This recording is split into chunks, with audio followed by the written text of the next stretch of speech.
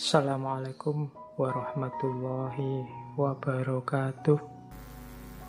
Oke, terus. Nah, sekarang kita baru masuk ke filsafatnya. Ya, ada beberapa filosof yang ngomong tentang kebencian. Malam ini saya cuma membawa Sartre. Yang dulu pernah ikut ngaji Sartre pasti ingat bagian ini. Istilah lainnya fenomenologi kebencian. Sartre dikenal sebagai filosof eksistensialis. Fenomenolog sebelum Sartre, Heidegger atau Husserl, itu tidak pernah nyinggung ini. Kalau bagi Heidegger atau Husserl, ya kita hidup bersama itu sifatnya faktisitas. Kita ya sudah faktanya hidup bareng, ya gimana lagi. Tidak pernah membahas modus hidup bersamanya. Nah, kalau di Sartre dia lebih jauh ngomong bahwa keberadaan kita yang bersama orang lain itu bermasalah ketika kita sadar kehadiran orang lain. Yo, mikirnya agak pelan-pelan. Ya. Ketika kita sadar ada orang lain, kehadiran orang lain ini bagi kita adalah ancaman. Katanya Sartre. Ancaman pada apa? Ancaman pada eksistensi kita, subjektivitas kita, keberadaan kita, dan sekaligus kebebasan kita. Misalnya, tak kasih contoh. Kamu di kamarmu sendirian, nyetel lagu dangdut keras-keras, terus kamu joget-joget. Tiba-tiba temenmu datang, crek masuk. Apa yang kamu lakukan? Ada temen, musiknya cepet-cepet kamu matiin. Yang tadinya dangdut kamu ganti musik jazz apa musik blues apa musik rock. Kayaknya yang tadi joget-joget kamu sekarang baca buku. Ada temen. Oh, itu kan dahsyat sekali kan, orang lain itu bikin kamu tidak bebas. Janjinya kamu pengen joget dangdut, akhirnya nggak jadi. Akhirnya malah jadi baca buku biar tetap dianggap anak baik. Ya kan? Orang lain ini tadi waktu kamu sendirian, kamu jadi subjek, mandiri, bebas. Tapi begitu ada orang lain, sekarang posisimu ganti, tidak lagi subjek, kamu jadi objek di balik tatapan mata orang lain. Begitu dilihat, waduh, orang lain itu kamu begitu dilihat orang kan kamu jadinya, waduh, jangan-jangan ada yang salah nih dalam diriku. Harusnya aku ngapain ya kan gitu. Dulu waktu ngajinya cowok-cowok mungkin pakai bajunya sakarepmu dhewe, nyari baju jelek, kaos oblong juga ndak apa-apa, santai aja. Begitu banyak putrinya, kamu kan berubah sekarang. Ayo, rada dandan saiki, pakai minyak wangi dikit-dikit ndak apa-apa. Nah, itu kan orang lain mengancam jati dirimu artinya. Kehadiran orang lain membuatmu dari subjek sekarang jadi objek. Kamu tidak bisa bebas lagi sekarang. Kamu disetir oleh subjek. Posisimu nggak lebih kayak barang, katanya Sartre. Dari bebas, kamu sekarang jadi terikat, tidak bebas wis. Kalau di kamar kamu nggak pakai baju, cuma sarungan aja. Kadang-kadang pakai celana pendek, udelnya kelihatan, santai aja. Tidak mandi 3 hari, bau juga tidak masalah. Tapi begitu ada orang, kamu nggak bebas begitu kan. Kamu harus, ini harus mandi sama temen nih. Pakai baju ya ditutup dikit, kasihan dia. Melihat sosokku yang kayak gini, jangan-jangan dia tersiksa. Jadi kamu sudah mulai jadi objek dari tatapan matanya dia. Makanya istilahnya look of hatred. Jadi pandangan kebencian. Kenapa pandangan kebencian? Gara-gara pandangan itu kamu jadi nggak bebas. yang paling kamu benci. Akhirnya kamu dari subjek jadi objek sekarang. Dari manusia yang bebas jadi terikat. Kamu tadi janjane kamu tidak terkontaminasi kebencian macam-macam. Gara-gara ada orang lain itu loh. Sekarang ada model benci, ada model sayang. Makanya ada gium sangat terkenal dari Sartre, orang lain adalah neraka. Ya kan, sumpek aku kalau ada orang lain itu. Bu, aku sendiri bebas. Ada orang lain ngomong aja diatur sekarang. Padahal kalau nggak ada kan iso bebas. Kalau nggak ada orang lain, kamu surfing macam-macam di internet bebas. Begitu ada orang lain, aduh. Dari situs-situs itu sekarang ganti situs Al-Quran dan terjemahnya. Karena ada orang lain yang lihat. Oke, jadi kurang ajar orang lain itu kan gitu akhirnya. Look of hatred. Gara-gara dilihat orang lain. Dari subjek, sekarang aku jadi objek. Nah, kelanjutannya terus bagaimana? Satu-satunya jalan biar aku ndak jadi objek, ayo bertarung. Subjek dengan subjek. Nah, kalau aku jadi objekmu, sebaliknya juga sekarang kamu juga bagi objekku. Gitu loh. Temenmu yang datang jadi, dia juga sekarang objekkanlah. Saling mengobjekkan. Jadi pertemuan antar manusia itu pertemuan pertarungan untuk siapa yang jadi objeknya siapa. Saling mengancam, siapa lebih kuat. Jadi pertempuran saling mengobjekkan. Daripada aku yang jadi objek, sekarang tak balik. Kamu aja yang jadi objek. Sekarang kamu tak atur gimana caranya biar kamu yang manut sesuai perspektifku. Temanmu datang lihat kamu tadi joget-joget, sekarang kamu gak jadi joget, kurang ajar. Sekarang gantian, kamu yang jadi objek. Kalau ke kamarku sandalnya dilepas. Kalau sekarang kan jadi dia gak bebas sudah. Kalau ke kamarku tunggu di sana di ruang tamu, jangan masuk dulu. Itu kan pokoknya itu kan pertarungan saling mengobjekkan. Temanmu tadi maunya bebas pakai sandal, gak bisa bebas sekarang. Kamu yang mengobjekkan dia sekarang. Jadi hidup ini katanya Sartre pertarungan saling mengobjekkan. Ngaji ini siapa subjek siapa objek. Itu pertarungan sebenarnya, cuma kamu tidak sadar. Siapa yang bebas, siapa yang terikat, siapa yang masing-masing orang mengekspresikan perjuangannya sendiri-sendiri. Meskipun kamu tidak sadar. Dosen sama mahasiswa itu juga pertempuran saling mengobjekkan. Pemerintah sama rakyat itu juga pertarungan saling mengobjekkan. Siapa yang harus manut siapa?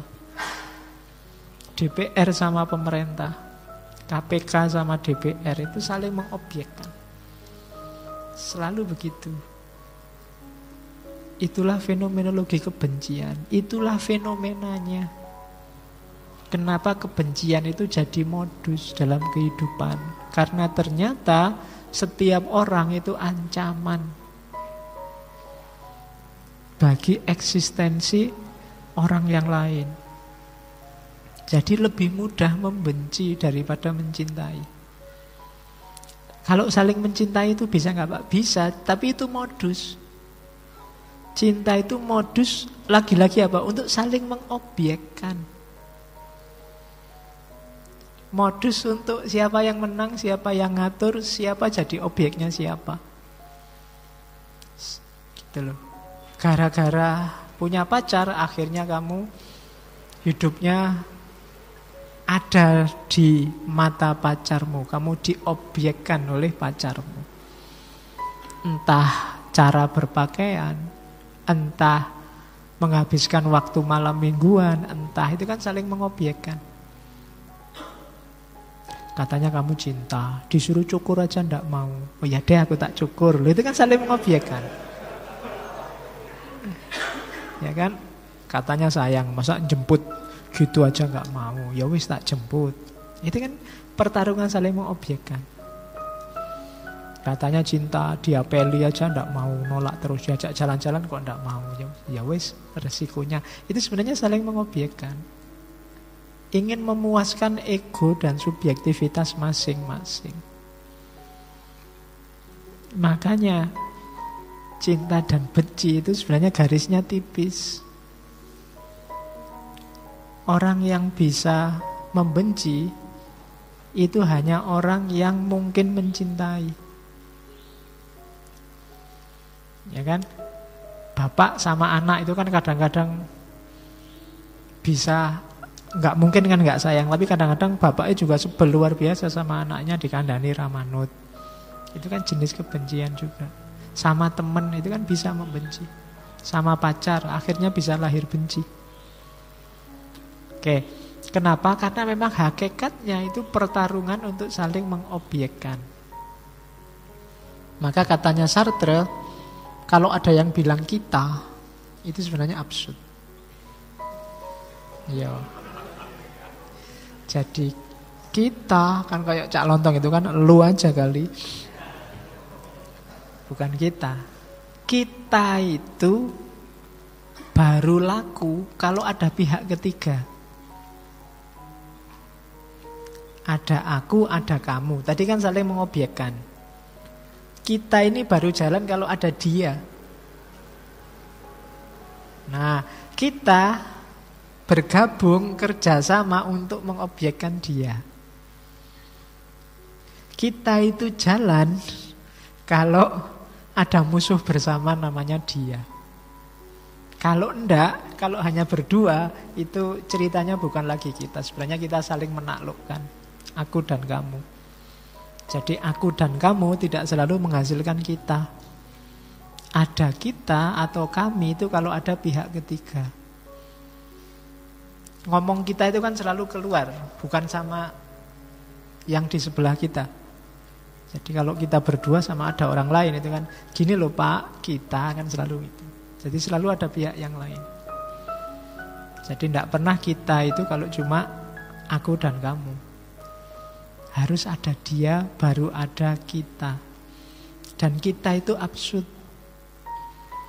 Karena apa? Karena ikatan kita itu terbatasi oleh orang ketiga ini. Kalau orang ketiganya tidak ada, akhirnya yang ada hanya aku dan kamu, dan kita bertarung lagi saling mengobjekkan. Kalau contohnya Sartre, kayak relasi juragan sama buruh sama pemerintah. Ketika pemerintah belum hadir, ya pertarungan hebat antara majikan sama buruh. Saling mengobjekkan siapa yang menang. Kapitalisme apa sosialisme. Tapi begitu pemerintah hadir, majikan sama buruh kerjasama ini. Dalam rangka apa? Melawan pemerintah. Biar nggak diatur macam-macam sehingga perusahaannya nggak bubar. Nah, begitu pemerintah sudah takluk, ini tarung lagi majikan sama buruh. Itu kalau di contohnya Sartre. Jadi kita itu absurd. Jangan percaya dengan kita. Iya, lu aja kali. Bukan kita.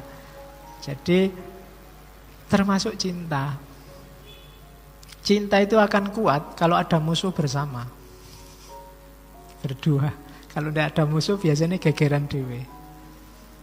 Karena yang ada aku dan kamu. Kalau ada kita jatuh cinta, ini loh ada orang ketiga yang ganggu, yang sama-sama gak disukai, itu biasanya tambah kuat. Bapaknya tidak setuju, itu biasanya lebih kuat ikatannya. Mari kita lawan bersama, itu bapaknya lebih kuat. Tapi dibiarin aja, gegeran dewe mesti. Kayak cerita Romeo and Juliet itu menurut saya keliru kalau ditentang oleh bapaknya. Kalau bapaknya gak setuju, biarin aja, nanti mesti gegeran dewe. Kayak anak sekarang kan gitu, pacaran ben-benan nanti lah gegeran dewe. Seandainya nikah kan nanti ya mesti gegeran dewe, ngurusi anak gegeran, nyari kerjaan gegeran, nyari itu gegeran. Itu hubungan aku dan kamu. Makanya sekarang artis-artis itu kan gampang cerai karena aku dan kamu saling mengobjekkan. Begitu yang satu merasa tidak bisa menaklukkan atau yang satu merasa tidak cocok ya terus cerai. Alasan cerai kan simpel, tidak cocok lagi. Iya kan? Itu kenapa? Itu pertarungan untuk saling mengobjekannya tidak sukses. Masing-masing ingin menang. Oke, jadi itu Sartre. Ternyata kita itu absurd. Kita baru berfungsi kalau ada musuh bersama. Kemarin itu ada yang demo bareng-bareng ke Jakarta itu. Kenapa bisa kompak? Ada musuh bersamanya. Sekarang musuh bersamanya hilang. Tidak ada kita lagi. Ada yang diriin partai. Sekarang mulai gegeran. Terus tidak setuju. Bukan saya yang bikin partai itu. Tapi grup sana. Ini ada yang bela konglomerat. Ah, itu tidak cocok. Gegeran dewe. Kenapa? Musuh bersamanya sudah hilang. Kitanya tidak ada lagi sudah. Yang ada aku dan kamu sekarang. Nah, itu fenomenologi kebencian. Jadi Sartre ini kayak Thomas Hobbes yang bilang bahwa fitrahnya manusia itu negatif. Manusia itu selalu ingin memangsa yang lain. Jadi kalau dibiarin tanpa aturan, ya hasilnya mesti kacau. Kalau tidak percaya, sekarang hapus semua undang-undang, hapus semua aturan. Besok mesti rusak. Contohnya, gampang wis. Jalan itu, semua lampu merah dibuang, semua aturan dibebaskan. Terserah mau mengemudi satu arah, dua arah, sakarepmu. Besok bubar itu jalan-jalan itu. Jangan dikira. Iya, kenapa? Katanya Thomas Hobbes, ya memang dasarnya manusia itu negatif sakarepe dhewe. Pengen selalu mengalahkan yang lain, lebih enak dari yang lain, lebih unggul dari yang lain. Oke.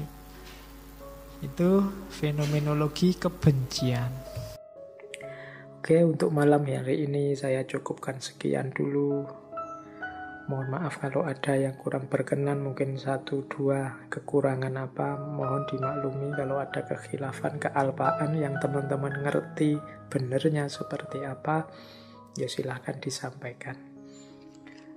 Kurang lebihnya mohon maaf. Wallahul muwaffiq, wallahu a'lam bissawab.